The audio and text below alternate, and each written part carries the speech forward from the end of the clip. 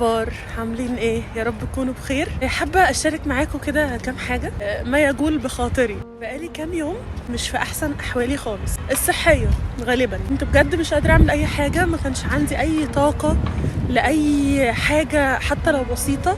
حقيقي كنت بروح الشغل بالعافيه بجد، بالزق، يعني بالزق لنفسي، بزق نفسي بطريقه مش طبيعيه كل يوم عشان بس اقدر اروح الشغل. وكنت بحاول افهم انا مالي، بحاول افهم هي المشكله فين، لان الحاله دي بتجيلي كتير وبتتكرر كتير. هحاول ابقى اشارككم معايا في رحلتي الفهم النفسي في الحته دي بالذات. على قد ما 2022 دي سنه انا اتعلمت فيها حاجات كتيره جدا عني، وخصوصا ان انا ازاي اتعامل مع نفسي في الاوقات الصعبه بجد، على قد ما لسه في حاجات كتير انا ما اتعلمتهاش وبستكشفها لنفسي مع نفسي واحده واحده. ولكن اهم حاجه انا اتعلمتها بجد حقيقي هي ان انا اسمع نفسي، احاول على قد ما اقدر اسمعني من جوايا واحده واحده، اسمع انا عايزه ايه واعملها لها. وان انا الايام اللي فاتت ما كنتش قادره اعمل حاجه بجد، ما كانش عندي اي طاقه. انا لحد دلوقتي مش عارفه هو ده ارهاق ولا ده كان مرض تعب معين ولا ده ايه بالظبط، بس وات ايفر. انا لسه ما خرجتش من الحاله دي، بس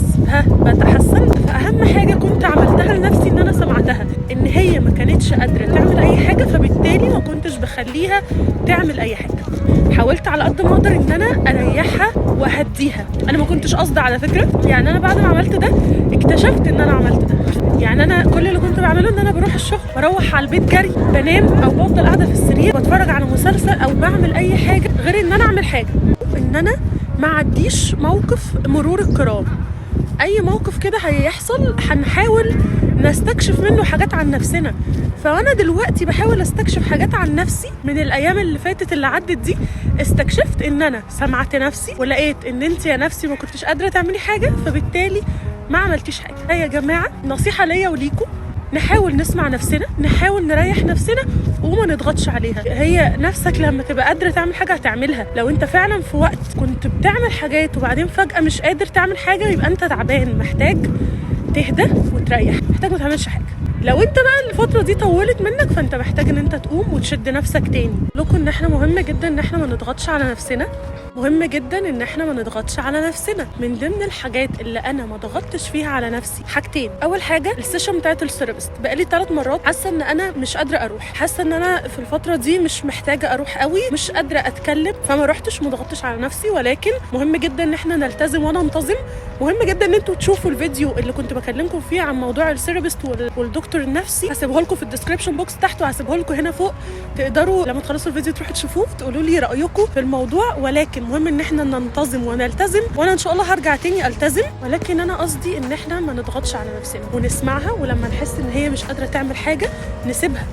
هي مش قادره، هي لما كانت قادره كانت بتعملها. دي حاجه تانية برضو ما ضغطتش فيها على نفسي، المشي. اللي عارفني ومتابعني على انستجرام عارف ان انا بحب اتمشى مع نفسي، ودي من احسن العادات اللي انا اكتسبتها السنه اللي فاتت بالذات، وفي السنين اللي فاتت كلها. ولكن اكتر السنه اللي فاتت كنت بجد كتير جدا اتمشى لوحدي وبقضي وقت انا ونفسي، بتنفس وبهدى، والموضوع بجد كان افكتيف معايا قوي. فكان بقالي كتير ما بعملش الموضوع ده بسبب ان انا رجلي كانت تعبانه شويه ومش قادره، ولازم ان انا اريحها، فعملت كده وريحتها، ما ضغطتش على نفسي. النهارده بمجرد ما حسيت ان الجو كويس وان انا احسن شويه، حسيت ان انا محتاجه اعمل ده واشارككم معايا فيه. هتنفس، هحاول اهدى، هحاول استوعب انا اللي كنت فيه الفتره اللي فاتت، هحاول افضي شويه من الطاقه السلبيه اللي انا حاسه بيها، مش عارفه مصدرها ايه، بس هنحاول نتمشى. فكره ان انت تتمشى خصوصا في وسط طبيعه وخضره ومكان هادي على قد ما تقدر، المهم نتمشى. anyway يا شباب، انا حبيت اشارككم معايا في رحلتي في ان انا استكشف نفسي وافهمها وما اضغطش عليها، وبرضو احاول اتكلم معاكم واخرج اللي جوايا شويه معاكم.